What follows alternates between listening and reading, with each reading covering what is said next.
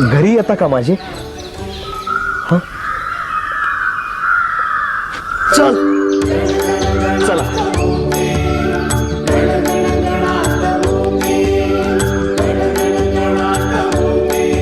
महाराज या ना, चला.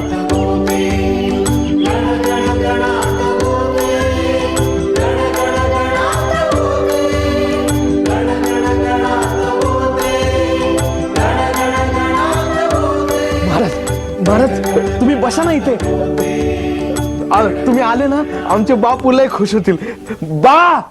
बापू महाराज आले. महाराज महाराज आपण तर साक्षात शिवजी.